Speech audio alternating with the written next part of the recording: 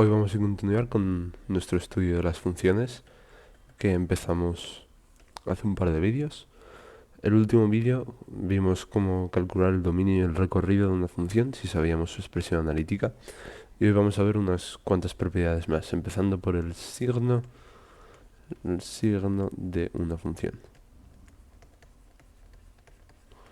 Entonces, el signo es simplemente saber para qué valores x de su dominio. Este simbolito de aquí, significa que es parte, que es parte o componente de lo que sea que viene después.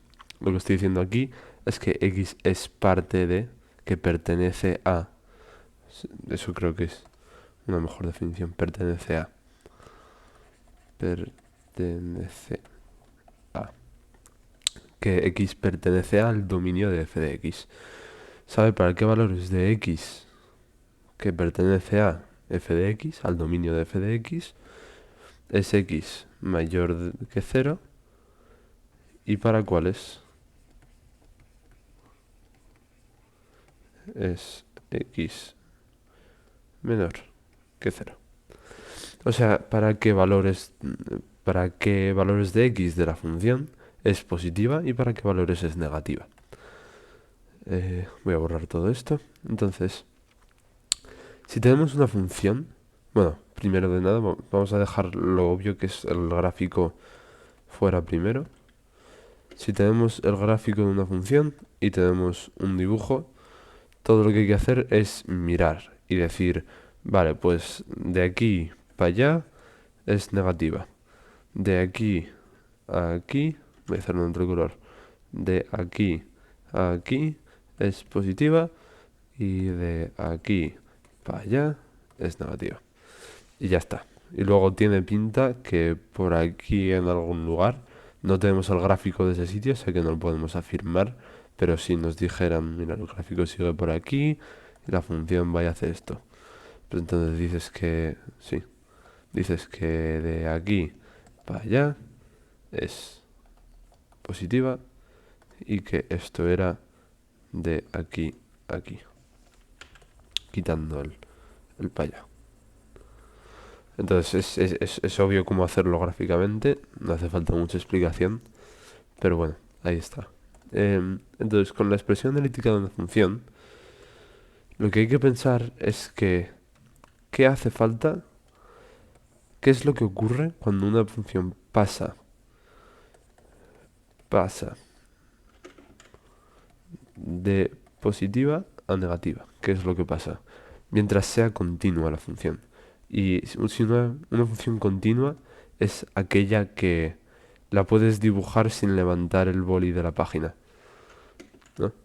Que no coge y de repente se para ahí, luego sigo por ahí. Esto no sería continuo, ¿vale? Continua es que eso, es una línea continua. Bueno, esto no sería una función porque tiene varios valores, pero bueno, eso es porque lo he dibujado mal. Que se puede dibujar continuamente, así todo seguido, ¿vale? Eso es lo que es continua. Entonces, mientras una función es continua, ¿qué se cumple cuando f pasa de positivo a negativo? O viceversa. O de negativo a positivo. Pues lo que ocurre es que pasa por cero. Si tenemos una función que es positiva, está por aquí siendo positiva, y quiere ser negativa, tiene que pasar por cero. Tiene que pasar por cero. Siempre, siempre, siempre, siempre. Mientras sea continua. Si no es continua, obviamente no. Si no es continua, podría coger... ah, podría coger y hacer... venirse aquí y hacer... se para ahí y luego empieza de ahí, ¿sabes? No haría falta que pasara por cero. Pero mientras sea una función continua, siempre tendría que venir, pasar por cero. Siempre que cambie de signo, tiene que pasar por cero. Entonces, sabiendo eso, cuando tenemos la expresión analítica de una función, vamos a poner una polinómica, que es fácil. 5x más 2. Si esta es nuestra ecuación, todo lo que tenemos que hacer para saber sus signos es igualar la función a cero. Entonces, igualamos la función a cero. Calculamos para qué valores de x es igual a 0. Despejamos x, en otras palabras. 5x es igual a menos 2. X igual a menos 2 quintos. ¿Vale? Entonces sabemos que x es igual a 0 en menos 2 quintos. O sea que esto lo que nos está diciendo es que tenemos aquí los valores de x y que en menos 2 quintos la función ha pasado. Ha hecho esto. O ha hecho esto. Todavía no sabemos cuál de los dos, pero sabemos que ha hecho una de estas dos cosas. ¿Vale?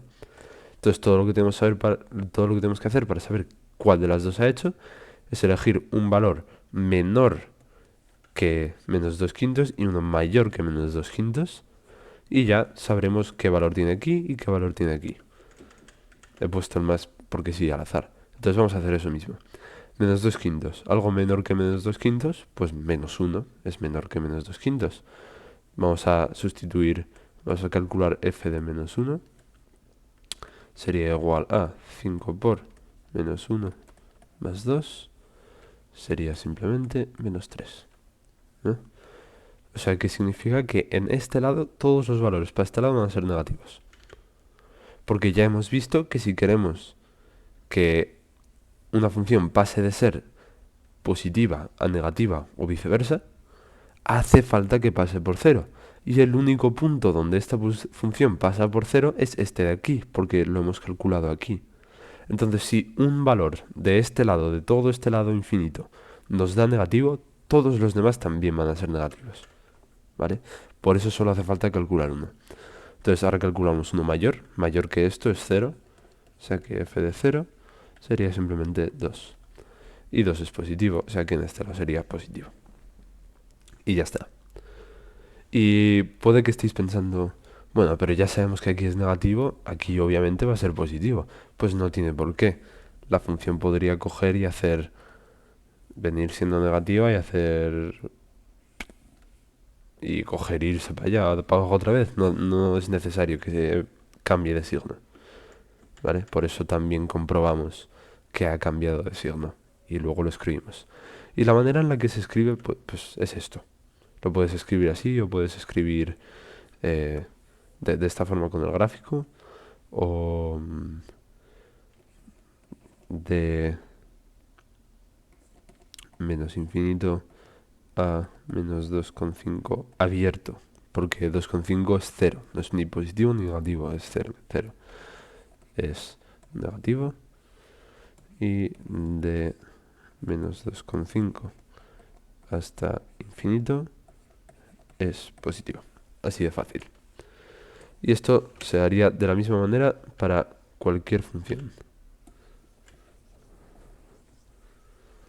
Y ya está. Y es muy simple. Otro ejemplo, a lo mejor un poco más complicado, pero que en realidad la idea es la misma, sería una cuadrática. Siempre pongo el mismo ejemplo o uno parecido, no sé por qué. Siempre uso estos números, 5x al cuadrado es lo que siempre pongo, pero bueno, funciona, o sea que no pasa nada. Entonces lo que haríamos aquí sería lo mismo, igualar esto a 0. Despejamos la x con la ecuación cuadrática. Menos b sería menos 3 más menos la raíz cuadrada de... Bueno, sabes que en realidad voy a poner que esto es menos 1. Más menos 3 al cuadrado, menos 4 por 5 por menos 1, partido de 2 por 5. Y ya vamos resolviendo esto. A ver, menos 3 más menos 9 más... Todo esto sería 20. partido de 10. Esto sería menos 3 más menos raíz de 29 partido de 10.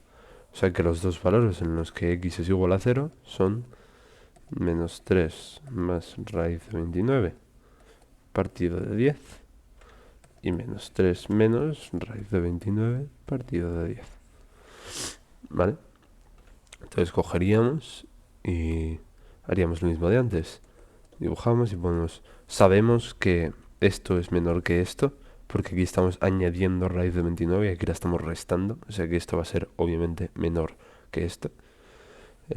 Cogemos este valor y lo ponemos aquí. Menos 3 menos raíz de 29 partido de 10. Cogemos el otro. Menos 3 más raíz de 29 partido de 10. Cogeríamos algún valor entre medio, que no sé qué valores hay entre estos dos, porque no me sé exactamente qué número es este. Pero bueno, cogemos algún valor que esté por aquí en medio y vemos que nos da... ¿qué nos daría? Nos daría negativo. Aquí nos daría positivo y aquí nos daría positivo. Y si queréis saber por qué sabía que esto es así cuando no he hecho ningún cálculo en estos lados, es porque la única opción para una ecuación cuadrática siempre es una parábola.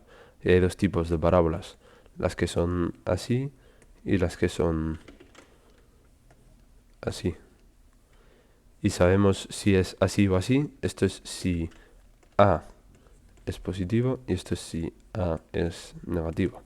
A es este número de aquí, porque la forma es ax al cuadrado más bx más c, o sea que a es 5, a es positivo, va a ser así, sabemos que pasa por el 0 en 2 puntos, o sea que los puntos serían este, y como sé que la forma va a ser así, por aquí va a ser positivo, por aquí va a ser positivo, y entre medio va a ser negativo, por eso lo sabía. Pero eso no hace falta sabérselo, solamente cogerías y dices, vale, cojo un número de por aquí, lo pruebo, un número de por aquí, lo pruebo, un número de por aquí, lo pruebo y ya está.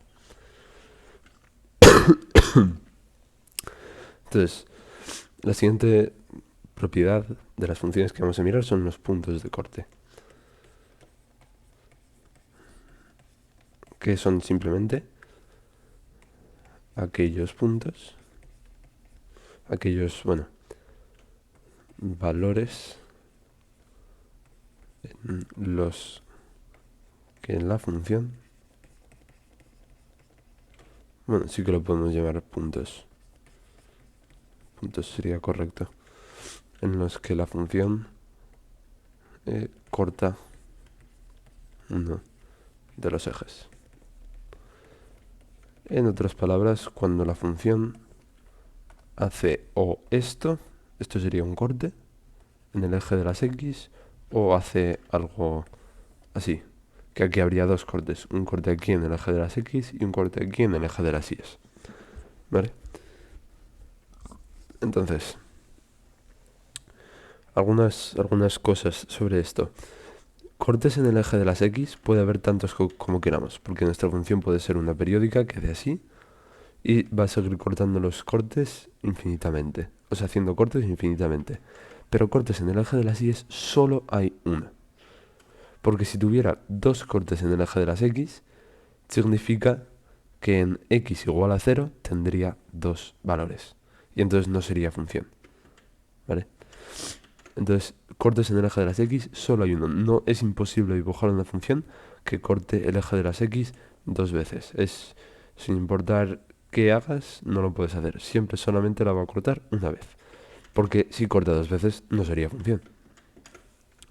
Entonces, con un gráfico es bastante obvio, lo acabamos de ver.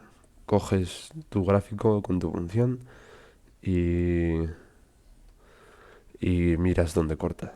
Y aquí vemos que corta aquí, corta aquí, corta aquí con el eje de las x y que corta aquí con el eje de las y. Así de fácil. Y con una expresión analítica, lo que habría que hacer sería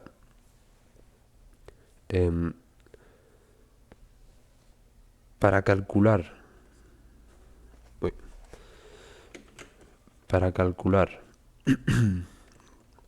para calcular los cortes en el eje de las X, hacemos que Y sea igual a 0. Y para calcular los cortes en el eje de las Y, hacemos que X sea igual a 0.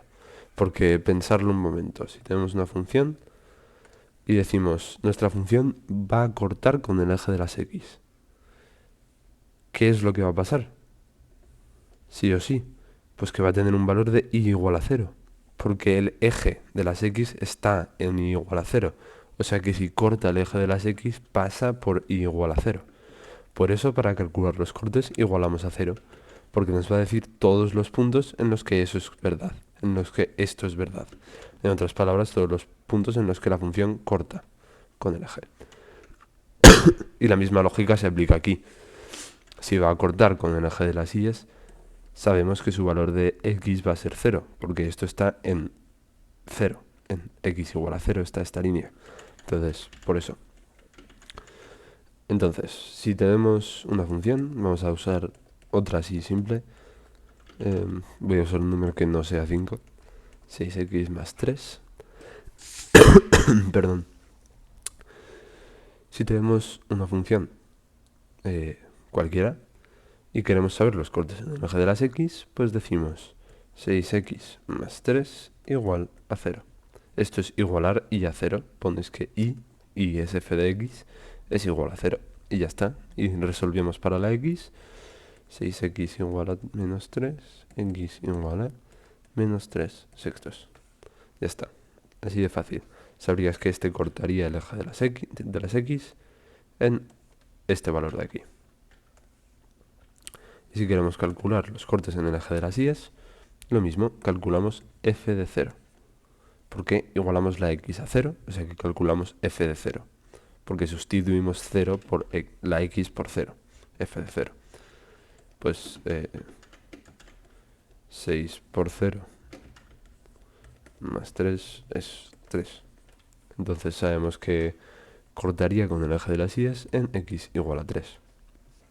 Y ya está. Así de fácil sería. Y el mismo procedimiento para cualquier función. Vale. Otra propiedad que tenemos que ver es la simetría. Entonces, en matemáticas hay dos tipos de simetría. Una es la simetría con el eje de las Y, o sea, serán simétricas respecto a esta línea, y otra es simetría respecto al origen de coordenadas. Entonces, si una función es simétrica respecto al eje de las Y, lo que te va a decir es que coges todo este lado de aquí positivo, y lo doblas así, encima del otro. Coges todo y lo doblas encima del otro lado. Y si esta línea te queda encima de esta línea, entonces son simétricas.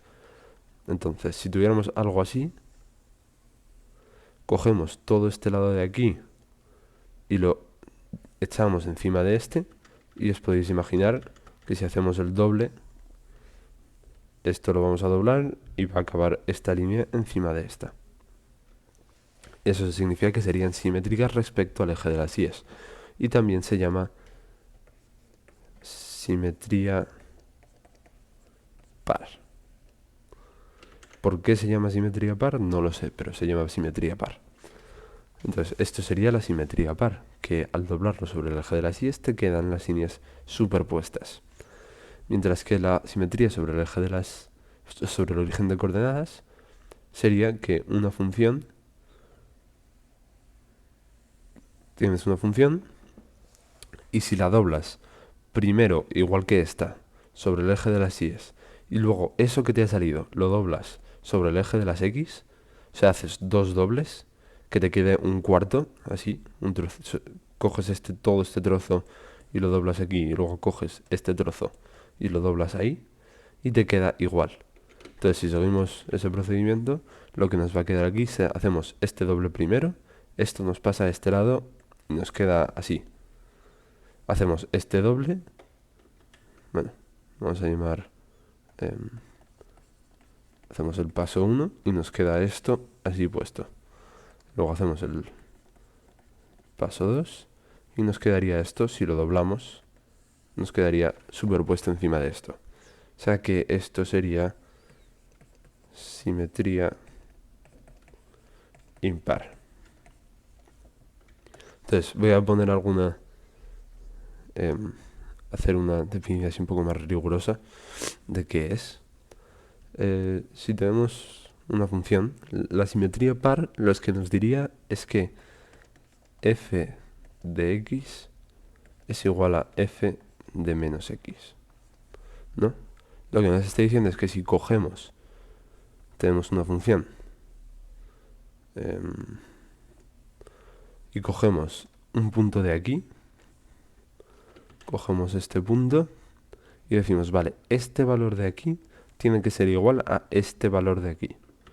Cogeríamos esta misma distancia de aquí, esta distancia, y la duplicamos al otro lado. Y el valor de f tiene que ser el mismo. Tendría que estar este punto a la misma altura. Entonces por eso podemos ver que esta no es simétrica. Si hacemos el doble sobre el eje de las y, si hacemos el doble, no nos quedaría esto encima de esto, porque no se cumple esta condición. Entonces, si buscamos una función en lo que sí que se cumpla, esta de aquí que he dibujado antes, vemos que si elegimos este punto de aquí, tenemos aquí este punto, y cogemos esta distancia, no está dibujado bien, pero bueno, cogemos esta distancia y la duplicamos aquí, tenemos el mismo punto. Es que lo tengo no dibujado a escala, por eso queda tan mal. Pero pilláis la idea, ¿no? Si cogemos este valor y cogemos su negativo, sus valores de y tienen que ser el mismo. Entonces será simétrico par. Mientras que para este, la condición es que f de menos x sea igual a menos f de x. O sea que, si tenemos una función, voy a dibujar la que, no sé si lo digo antes que sí que era, y cogemos un valor aquí, nos está diciendo que f de menos x, o sea, el valor de f, o sea, la y, en el negativo de este, o sea, en esta distancia para allá, en este punto más o menos, que es su valor sería este de aquí, sea igual a menos el valor de f en este punto. Su valor en este punto sería más o menos eso. Y si cogemos esta distancia y la duplicamos hacia abajo, nos sale que es igual.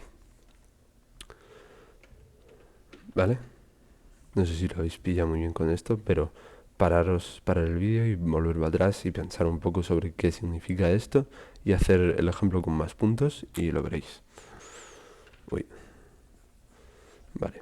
Otra propiedad de las funciones que es muy importante es la periodicidad.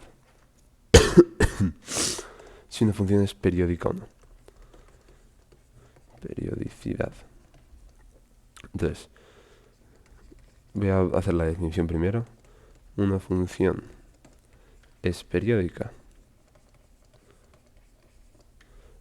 con periodo t si f de x es igual a f de x más t. Vale. Bueno, y esto también se cumple para derivadas. Entonces, no hemos visto derivadas, o sea que mejor me callo con eso y ignorarlo. Ya cuando veamos derivadas lo entenderéis por qué lo dije. Entonces, lo que estoy diciendo aquí es que si tenemos una función, esta es periódica si cogemos un valor de x y su altura, o sea, esta altura de aquí, es la misma t hacia adelante. O sea, vemos que aquí se cumple esa condición justo aquí. En este valor de aquí tendría el mismo valor de f, ¿no? aquí mismo tendrían el mismo valor estos dos, si estuviera bien dibujado esto, que no lo está, pero teóricamente tienen el mismo valor. Y esto de aquí sería el periodo t, ¿vale? Ahora, ese es un ejemplo muy fácil, pero si cogemos este valor de x, por ejemplo, en este punto de aquí, y es igual a 0. ¿Dónde es igual a 0 también? Pues aquí, y aquí, y aquí. Pero antes hemos visto que el periodo era esto de aquí tan grande, ¿no? Pero aquí nos sale ahora qué es esto de aquí. O sea, ¿cómo es posible? Antes hemos visto que es esto, de aquí a aquí, y ahora de repente es de aquí a aquí. Pues no puede ser. Porque no solo tiene que ser el valor de y el mismo. También tiene que estar creciendo o decreciendo de la misma manera. O sea, vemos que en este punto de aquí, y es igual a 0, y la función viene de ser positiva a ser negativa, ¿no? Eso es lo que está haciendo la función en este punto. Pero aquí, y es igual a 0, o sea que eso está bien, pero la función está pasando de ser negativa a ser positiva. Y eso es lo contrario a lo que estamos haciendo aquí. O sea que este no sería un punto del periodo. O sea, esto no sería periódico a esto. El punto que sí que lo sería este de aquí enfrente, justo este. Porque aquí y es igual a 0 y la función está pasando de ser positiva a ser negativa. De esta manera, ¿no? Este punto sería exactamente igual a este. Le seguiría lo mismo por enfrente. Y solo si se cumple esto, es periódica. ¿Vale? Entonces, otra cosa, he mencionado hace un momento el crecimiento. Entonces, ¿qué es eso del crecimiento? Pues una función f de x es creciente en un intervalo AB si para cualquier par de valores x1 y x2 que sean parte del intervalo. Esta es nomenclatura semi-matemática, pero bueno. Una función es creciente en AB si x1 y x2 componen parte de el intervalo AB tal que x2 sea mayor que x1, f de x2 es mayor que f de x1. Entonces, lo que estoy diciendo aquí es que si tenemos una función que hace algo así y cogemos un intervalo, este intervalo de aquí, este sería el punto A, este sería el punto B, y cogemos dos valores de x que estén dentro de este intervalo, este y este, de tal manera que el segundo valor que hemos cogido sea mayor que el primer valor que hemos cogido, esto en x, que el valor de x sea mayor, el valor de y no importa, que el valor de x sea mayor. Aquí lo hemos visto porque este es x1, este es x2, o sea que x2 es mayor que x1. F de x2 es mayor que f de x1. O sea, su valor de y, este valor de aquí, es mayor que este valor de aquí. Y eso se cumple porque esto es negativo y esto es positivo. Por lo tanto, este intervalo sería creciente. ¿Vale? Que la verdad es que tiene bastante sentido. Lo que te está diciendo esto es que si coges cualquier punto, cualquier par de puntos dentro de este intervalo, tal que uno esté después del otro, que en el segundo punto la función esté más arriba que en el primer punto. Tiene total sentido, ¿no? Si la función estuviera más abajo, aquí no sería creciente, sería decreciente, no estaría creciendo. La Lo que te está diciendo es que si sigues cogiendo puntos para adelante, que este esté más alto que este más alto que este más alto que este más alto que etcétera. Bastante obvio. Ahora, si puede ser creciente, también puede ser decreciente. La condición sería, todo esto se quedaría igual, solamente que para ser decreciente, f de x2 tiene que ser menor que f de x1. O sea que, en vez de tener así la función como antes, ahora va así, y te dice que si coges este intervalo, un intervalo dentro del que tú piensas que es decreciente, y coges un punto y otro después del primer punto, entonces el valor de y en el segundo punto es menor que el de y en el primer punto, que otra vez tiene total sentido. Si fuera más grande este que este, no tendría sentido, porque esto sería creciente, esto estaría creciendo, no decreciendo. Y que este sea más pequeño que este sea más pequeño que etc. Y vemos que en este intervalo y por toda la función que vemos aquí se cumple. Bien. Y si... Uy. Y si no se mueve, si nuestra función ni crece ni decrece, entonces es monótona. Aquí, si coges dos puntos uno después del otro, su valor aquí es el mismo que su valor aquí. No está ni creciendo ni decreciendo. Vale. Siempre me pasa eso. Entonces, vamos a ver otro que es bastante parecido a la... bueno, sí, vamos a verlo. Al crecimiento y el decrecimiento, que es la concavidad y convexidad. Vale, entonces, la condición para esto es que f de x será cóncava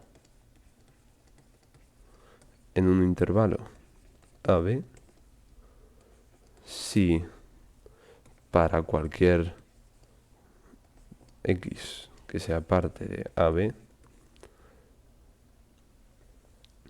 se cumple que, bueno, si para cualquier se cumple que, sí, f de b menos f de a partido de b menos a es mayor que f de x menos f de a partido de x menos a. Entonces, esto es así, es muy extraño. Es muy raro esto. Voy a hacer